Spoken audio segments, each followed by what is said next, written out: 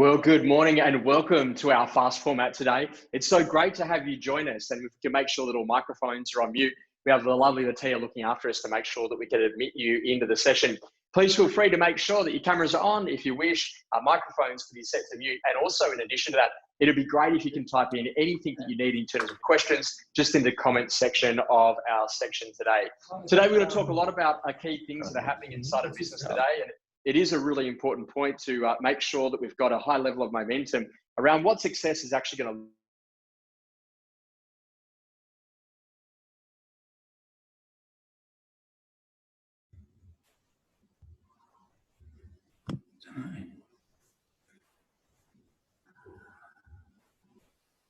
Josh, you hit your mute button.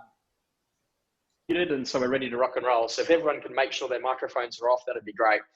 As a part of our session today, we want to get you to think about where we're living today. And we are living in one of the most exhilarating times in human history. And it's really a great time of discovery and fast changes like any other era. And this is really requiring us to really be in a completely different stage of growth. It's getting us to start to think about the things that we can be creating, the momentum that we can actually be building. And now more than ever before, we want to start to get you to think about where you can be going, the types of actions that you can be undertaking. So let's jump in and get into the session and really get you to think about where you want to be going and what you want to be doing this year. And as a part of that, I just wanted to share with you some incredible insights that we've gained just in working with people over this last little bit. And it really is this whole idea that we do remember the days, we actually just we remember the moments. And that's such an important part of what we do is that to make sure that on a regular and consistent basis, that we've got lots of good momentum happening in the actions that we go to undertake. And so as a part of that, I want you to start to think about that the one piece of advice, which is really going to contribute to making you a better leader, which is going to provide you with better happiness, which is going to advance your career more than any other advice. And it doesn't call for any sort of type of specialist personality or any certain chemistry. And it's the one thing that you can do, and it's this: you must care. Now, the reason why this is such an important point, in being a great estate agent, you want to be making sure that you're really focused on caring for your customers. And I want to start off with a little story today, which is going to help you to think about how care is going to be one of the core themes for 2021. When we got through into November, I was in a position that I was driving up to my house. And as I was driving to my house, I saw that there was all of a sudden a for sale board that had been erected. And when I saw that for sale board that had been erected, I realized that I knew the agent that had actually listed that particular property. All of a sudden, I thought, geez, I haven't had any communication. Now, I know that particular agent well. They've been to some coaching sessions. I know that they received the daily email. Off the back of that, they're actually in a position that, you know, they would see me out the front of my house and they would wave. But there was no SMS, there was no email, there was no phone call, there was no communication whatsoever as a part of that conversation. And I thought about that entire sales campaign. And then what actually went on over the course of the 4 weeks is that that particular property went to auction. When that particular property...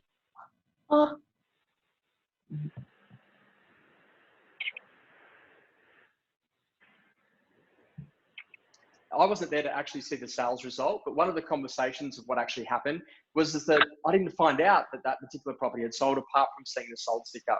Now, there was no email, there was no phone call, there was no SMS, there was nothing at all as a part of that conversation. And one of the things that we identified really quickly is that we were actually in a position that they just didn't care about me as a customer. Now, the reason why this is important is that I might want to know that that particular property has been listed. And the reason that I want to know that that particular property has been listed is it might allow me to maybe go to the bank and to get some additional finance. It might allow me to be in a position to potentially, you know, maybe even suggest that maybe I'm interested in selling mine. And if they have any additional parties that might be interested, then we can go and have that conversation. As a part of that, what actually happened is that I started to think that, you know, it's obvious that this particular agent doesn't care to actually really want to make sure that I'm going to be one of their future customers, because there should be an advantage in me being one of your customers. And this is the big theme for 2021, and really getting us into that position of growth is about understanding the types of actions that we can really be undertaking. What we know is that it is the experiences that we have and the people that you get to share them with that makes this a rich and diverse life. And one of the challenges that we've got as we've gone through this whole period over the last 12 months is really about understanding who we are, what we do, and how we actually make this look like a successful year. And it really is that whole conversation around the things that we can be doing as opposed to the things that we can't do as different restrictions change the way that we go to play the game. What I want to give you an idea of is that this market is moving like we've never before. We're in the halcyon days. This is one of the most incredible career experiences that you will ever go through, where it's actually not that difficult to sell a property, but it is very important to make sure that you're prospecting, that you're generating leads, and that you're getting as many listings as you can. Let's have a quick look about what we're actually seeing right the way around the country. And this is a really interesting conversation on the Australian basis, where you'll see that this is the total number of new listings coming to market throughout the month of January. And what that's indicating is that Sydney is down 4.5% on last year, Brisbane down at 6.1%, Canberra down by 8.2%, Adelaide down by 9.3%, and Hobart is down by 24.4% in terms of the total number of new listings coming to market. Melbourne is surging. The only reason for that is obviously because of the 12-month change, is that they did have a significant period during their extended lockdown where there wasn't a number of properties coming to market. But what it does indicate is that there's not as many people selling as there were last year, mainly across the eastern seaboard. The interesting driver about that is that we've got a huge number of buyers that want to buy. And we're in this period where people are looking at boats and cars and caravans and all of these additional things. And as a part of that driver, our job is to make sure that we're literally putting ourselves in the best position to be great estate agents. Now, as a part of that, what I want you to consider is that we actually are seeing some pretty big changes. And this is about annualized property growth returns. This was a new report that was brought out by CoreLogic that identifies the biggest and fastest growing on the eastern seaboard in New South Wales, Victoria, and Queensland in terms of their annualized property value growth. If you see, Sydney's Northern Beaches has actually had an annual growth rate of 5.4% every year over the course of the last 10 years. Mornington Peninsula in Victoria at 4.2%, and in Queensland, the Sunshine Coast, sitting at 2.4%. So that should give you some confidence that real estate is being seen as one of the great safe asset pools. The other key thing is that it is one of those ones where you're getting a really good quality return. You put your money in the bank, you're looking at maybe 0.5%. You put your money into shares, who knows what's going to happen in that marketplace. But if you put your money into good residential real estate, we are actually seeing that that is getting some significant uplift in terms of its price points. Now, the reason why this is an important thing to consider is that this is the style of conversation you want to be having, certainly with buyers to give them confidence about a marketplace, but also with sellers to help them to upgrade into better quality assets in the asset pool, so that then they can really be looking after what is actually going on as a part of the conversation. As a part of that, what we're also seeing is some pretty big shifts. And this is the whole conversation around, really getting you to becoming more informed as a real estate agent. Over the course of the last 2 weeks, we've started producing something called The Edit. This happens to sit inside of Josh Vegan Digital, but it's basically a summary of the most important property stories that are happening across the country. And you'll see here that the RBA and the Prudential Regulation Authority, for example, are suggesting that if interest rates remain as low as they are, without any impact or changes, then they could actually see a 30% increase in property prices across Australia. And so the Prudential Regulation Authority and the RBA are prepared to act. And you might remember that here 2.5 years ago in the Australian environment when they did do so, and what they do is they just significantly change the amount that you can actually use in terms of a deposit. So there's a requirement for 25% for a deposit, for example, to be able to purchase a property. They have actually just made a change in relation to loans over $3 million, and you now do need to have a minimum of a 25% deposit. But some of those changes coming to the marketplace, that can really slow it up quite quickly. And so it is important that you're very clear about some of those changes as they happen. Other big news that's also come to light is that the Australia's biggest banks are no longer giving automatic mortgage holidays. They will be assessed on an individual assessed basis. They are still going to give them to those people that do apply. But ultimately, if you have a look at some of the results, at the beginning of the pandemic, the National Australia Bank had 110,000 people on the home loan holidays. Now they're in a position that there's just only 7,000 people still on the home loan holidays. So the latest information is certainly available to you. If you wish to read, feel free to certainly get a copy of The Edit. Let's go and talk a little bit about momentum. A lot of us at this time of the year are talking about our kickstarts and the types of things that we can be doing. And as a part of that, to really go and build momentum, it is important that you start to get really clear about how you make sure that you are consistent in an inconsistent marketplace. Now, the reason why this is so important is that we're going to see surging. We're going to see all of a sudden potentially lots of transactions. In fact, in the Australian Financial Review this morning, the New South Wales government is talking about potentially changing stamp duty. If you're not aware of that, they're considering moving it from being a one-off tax at the time of purchasing a property to actually moving it to be a broad-based land tax, where you can actually pay an annual fee every year for the right to own that particular property. As soon as a property is changed to receiving that broad-based land tax on an annual fee basis, it can never go back to being a situation where someone buys it and pays stamp duty. They'll have to pay that annualized tax for the rest of the property's life. Now, the reason why the government's doing it is that what they actually want to see is that they want to see more recurring revenue inside of the government coffers. And off the back of that, they want to see more consistency around their revenue as opposed to riding the peaks and troughs of a property market. This, to me, I think will actually see a return to volume, particularly in the New South Wales market. And the reason for that is that there's less of those prohibitive costs associated with buying and selling property, of trading in and out. Now, if New South Wales does it, I think that Victoria and Queensland, and certainly the rest of the country, won't be too far to follow. We've seen a very effective marketplace over in New Zealand as a part of that conversation. How do you get consistent in an inconsistent world? And I want you to think that we're now in a very different place to where we were. This is about the conversation that we have a world now where they've got the 11 a.m. press release, what's happening in America, what's happening with China. There's a whole range of things that are literally coming at us. And ultimately, we have a ton of communication that's coming in terms of the social environment from different social media sources. And the thing is that everyone's focused. It's just that some people are focused on their distractions. And what I would say to you is that the best thing that you can do is to turn the notifications off on your phone. So you only get notifications around your calendar and you only get notifications around SMSs. This then allows you to really channel your focus on what you really want to go and achieve. Now, a lot of people kind of gave up on their goals last year. They didn't reset goals. They didn't really think about what it is that they needed to change. And I love this whole idea from Eric Shinseki, where he says, if you don't like change, you're going to like irrelevance even less. There is no new normal. The normal that we live in for the rest of life is now a normal which is about change, and it's about being agile and agility. And that ability to be able to move quickly is going to be incredibly important for us to hit a high level of success. Now, what I would say to you is that it's really important, that you start to focus on the things that you can control.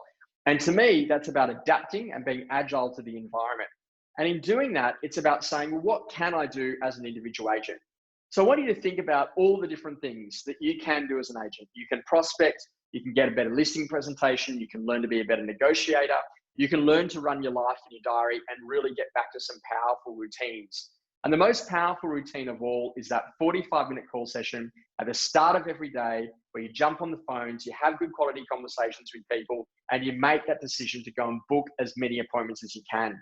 I'm passionate about real estate agents doing what great real estate agents do, which is getting in front of people, which is having conversations, which is literally lifting that level of momentum and consistency around the actions. Now, one of my favorite stories of all time, and Jim Collins talks about it in one of his books, where he talks about this thing called the 5-mile march.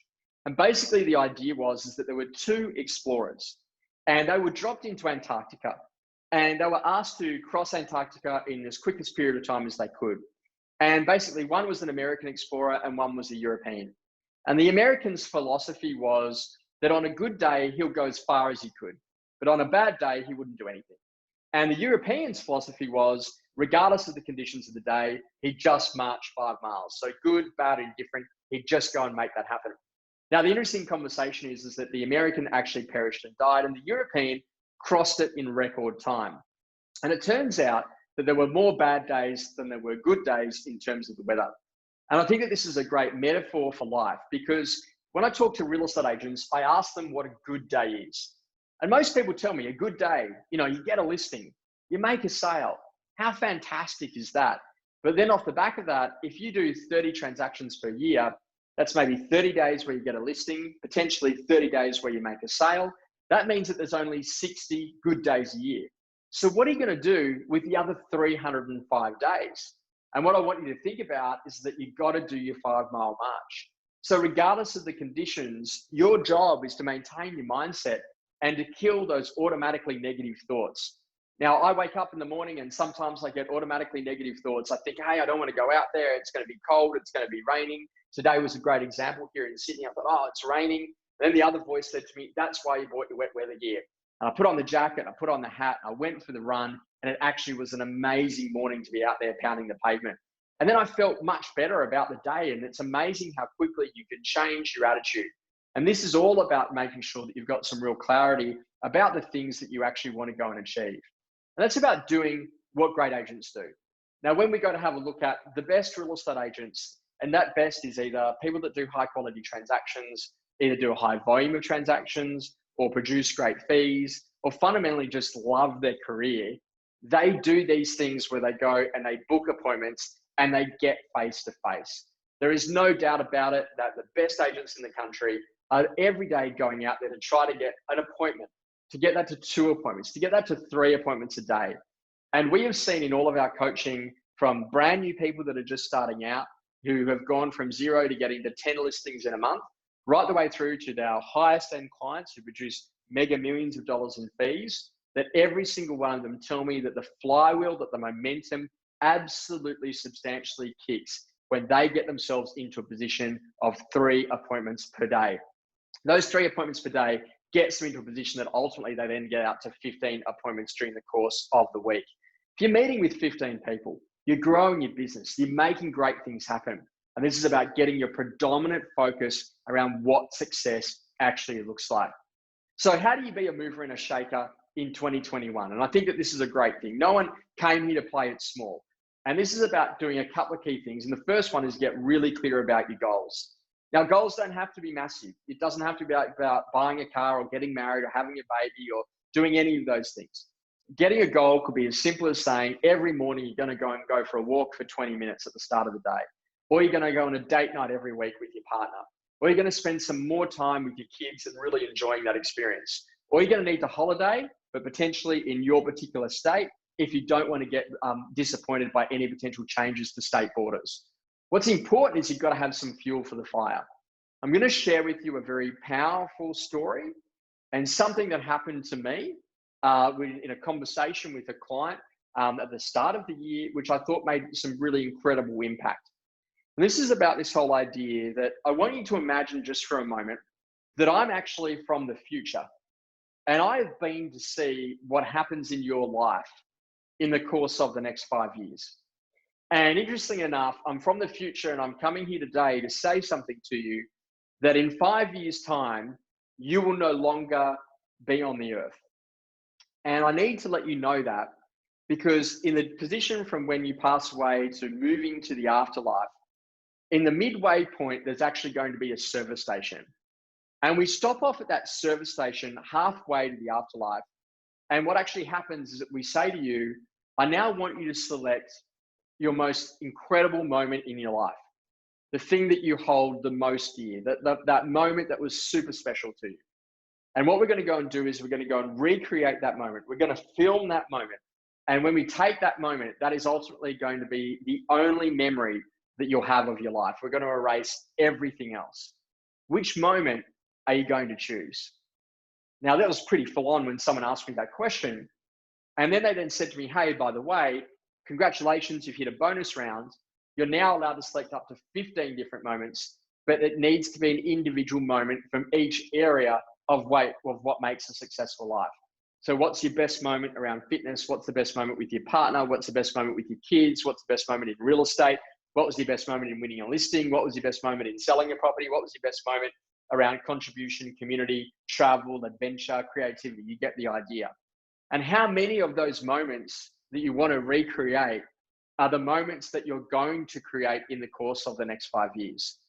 And to me, that's a really powerful way about setting some goals, about getting some intention around what it is that you want, about making the decision to fundamentally go there in that very powerful conversation. And to me, it's about saying that, this is about you saying, well, what does a successful year look like? And if you don't put it in the calendar, it simply just doesn't happen.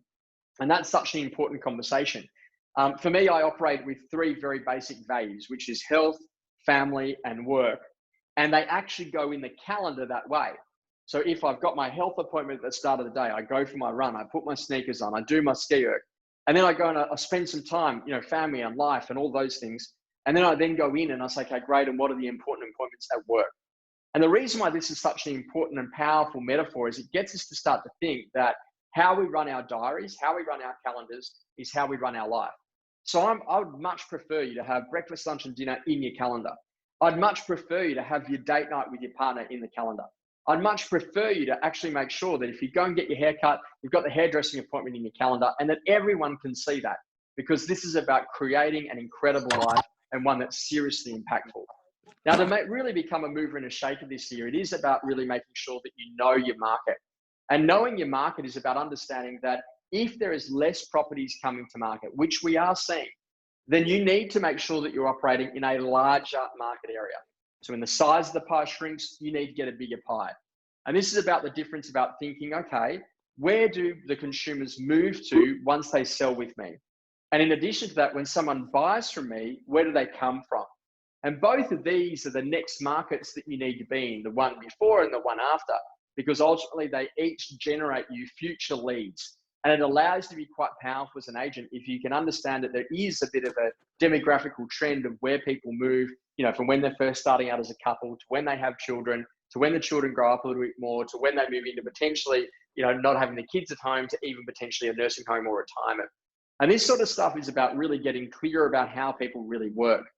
And to me, in order for a business to be successful and to really to make this year count, you need to know your formulas.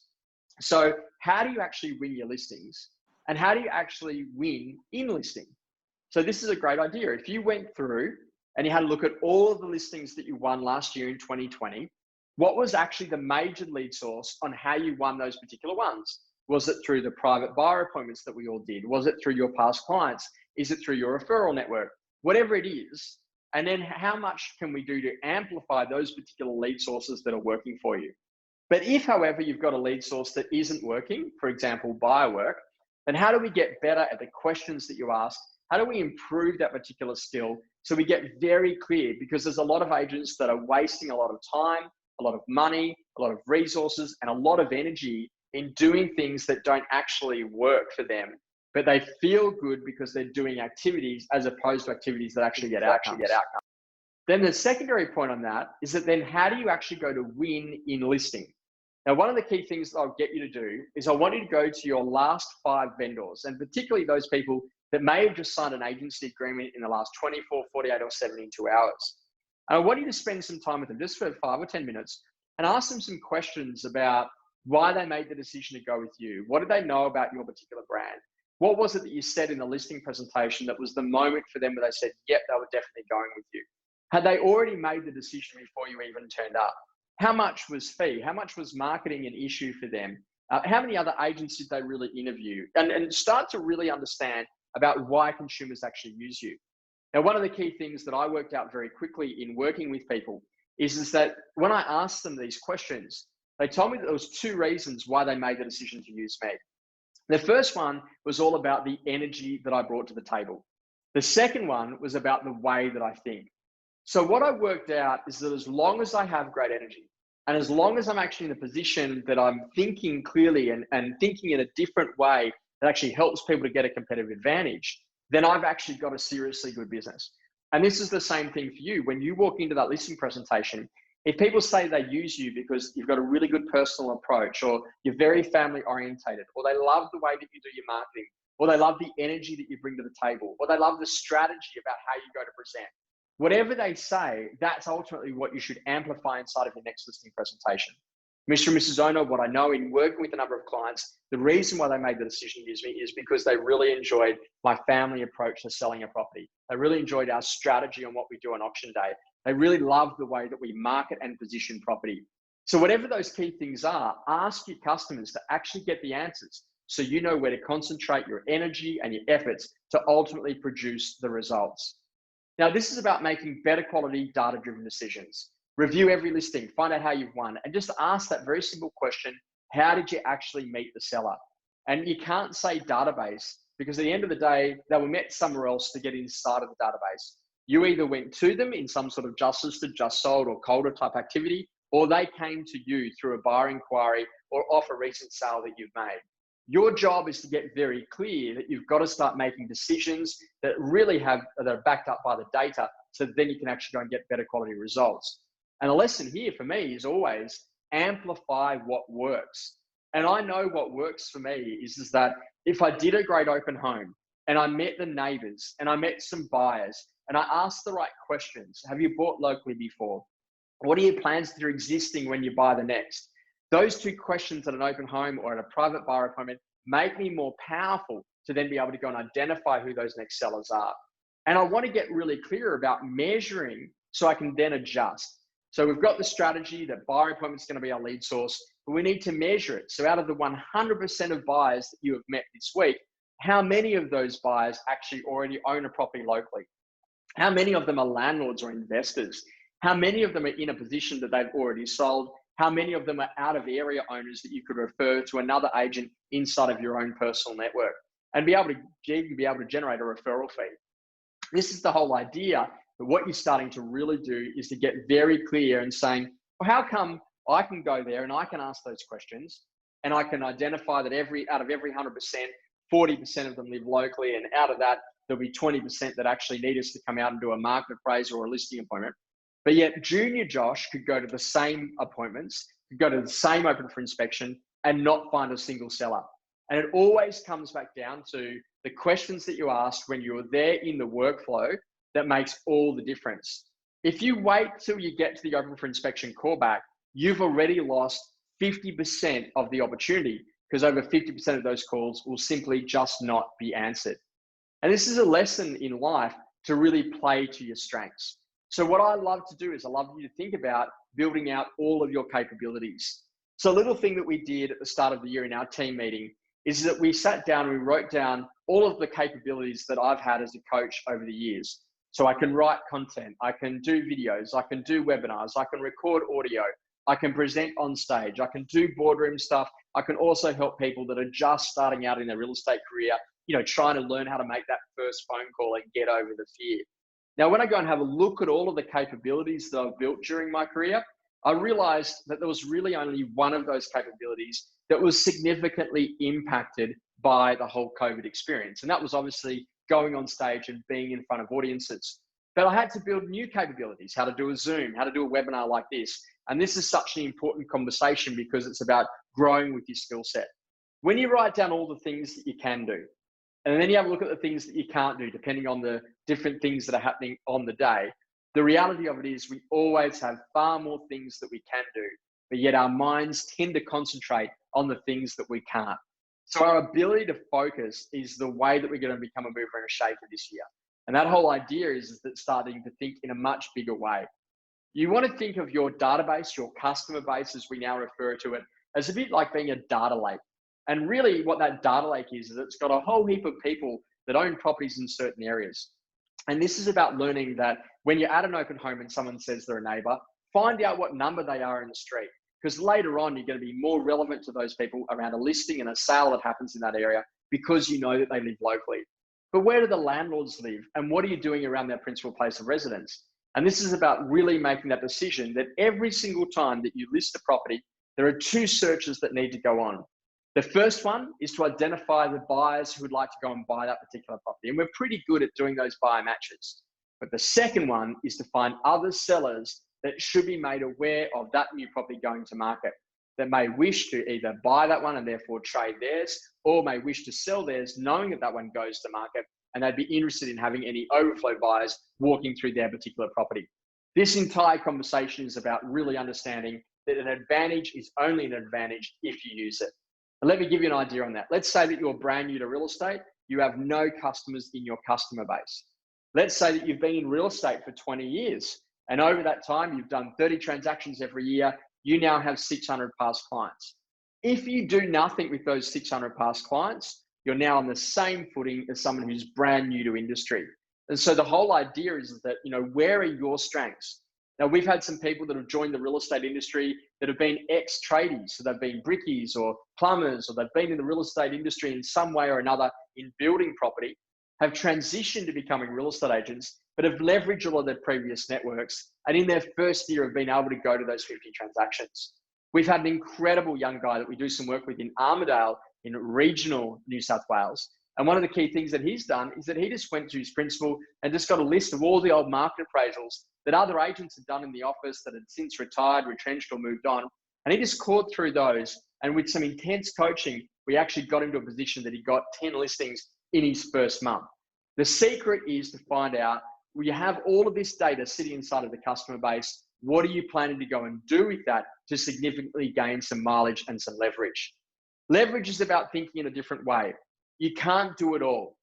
If you've reached the plateau in your career where you're not really growing, you're starting to potentially even go backwards, then it's probably time that you start to think about, is it now the time to get better systems? Or is it now the time to go and get someone else that can come and join my business in terms of a good quality person? I want you to think about this. Imagine that Josh Fegan quit being a real estate trainer and made the decision to come and work directly with you. And I'm working in your personal team.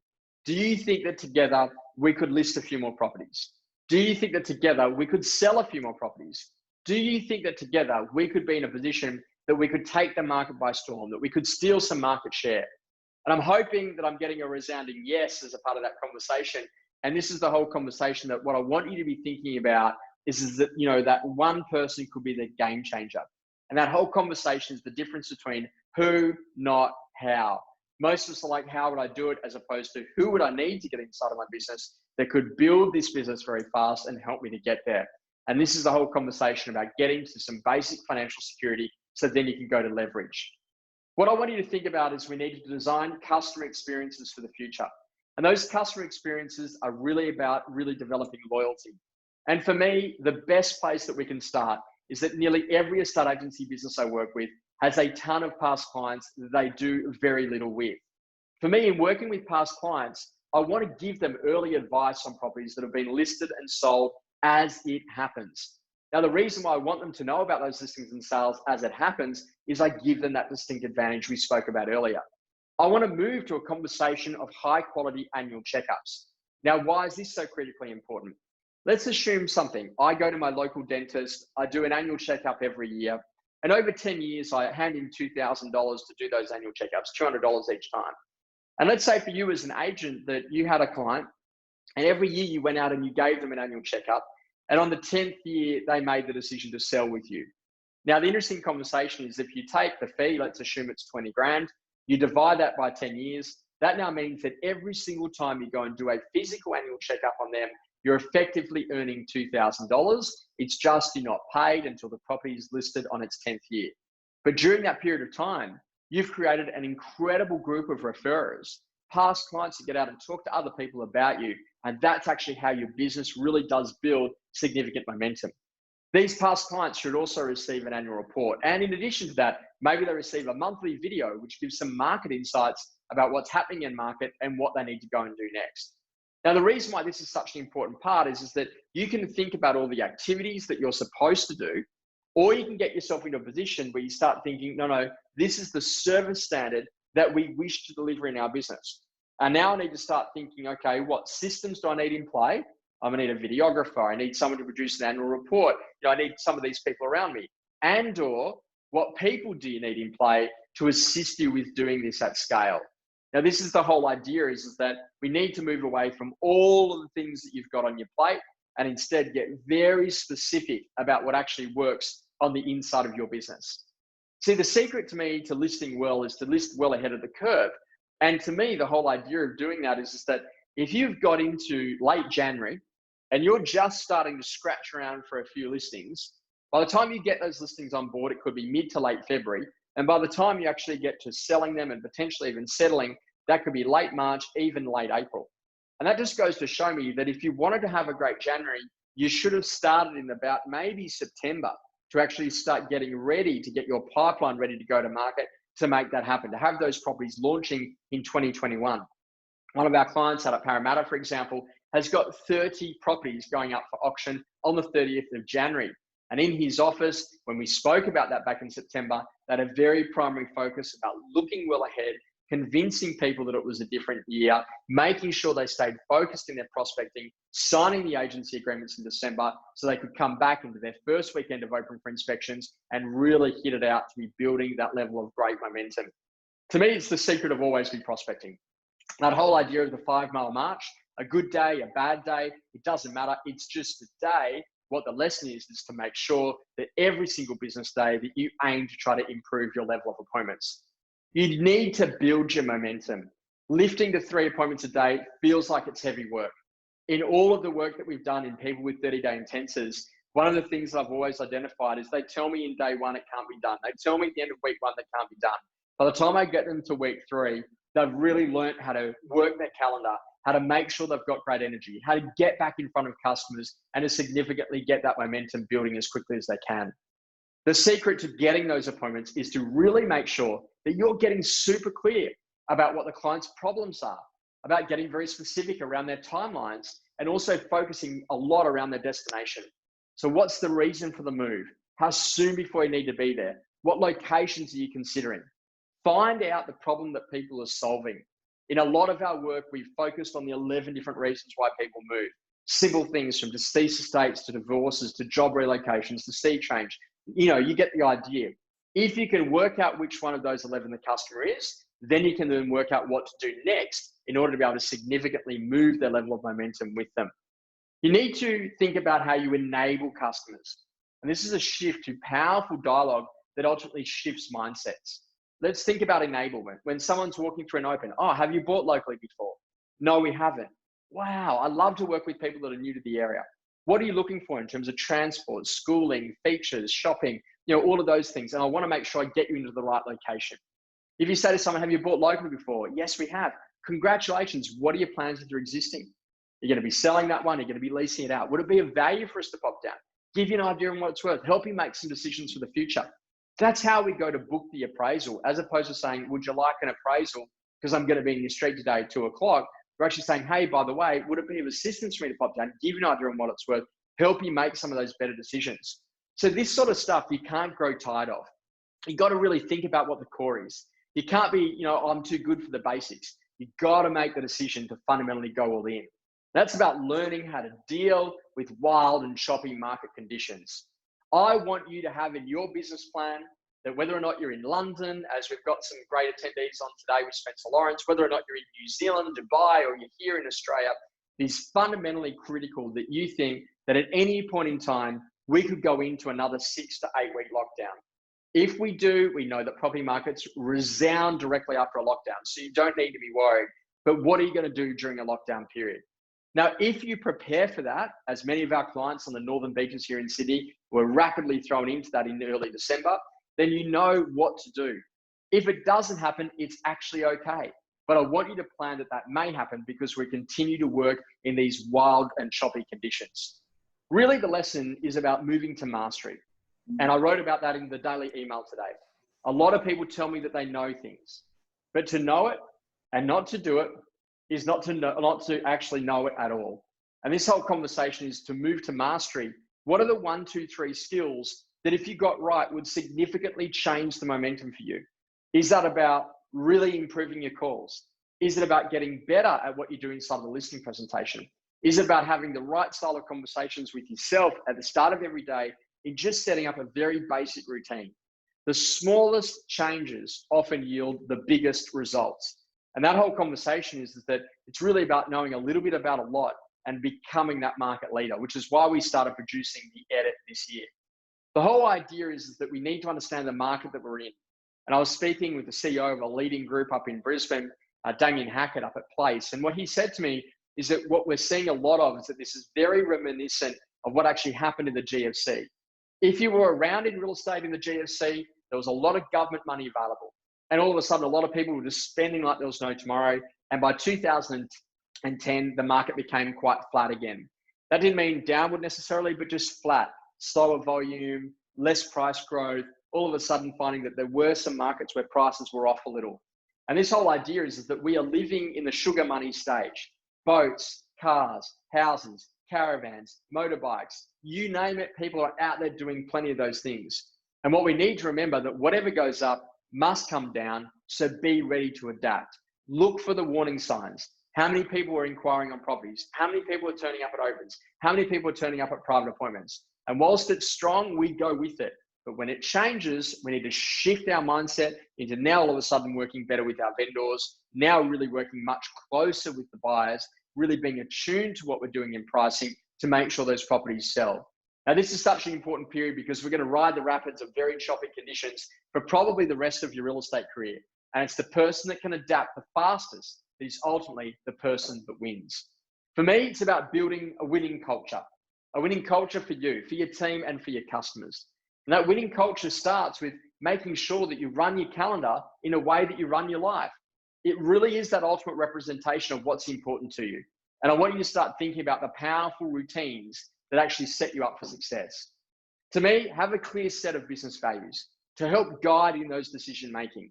We want to be professional. We want to make sure that we're innovative. We want to be creative. We want to be customer obsessed. Whatever your values are, really live them out in your day-to-day inside of business.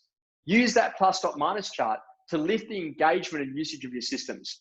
Let's say, for example, you go, okay, great, we've got our database. Then we've got things like ActivePart. Then we've got real-time agent. And there's all these different tools that you've got sitting inside of your business. And whatever they are, how good are you at using them? So, for example, with ActivePart, are you in a position that you can see who are the people that are opening your emails? Do you ring your unsubscribes?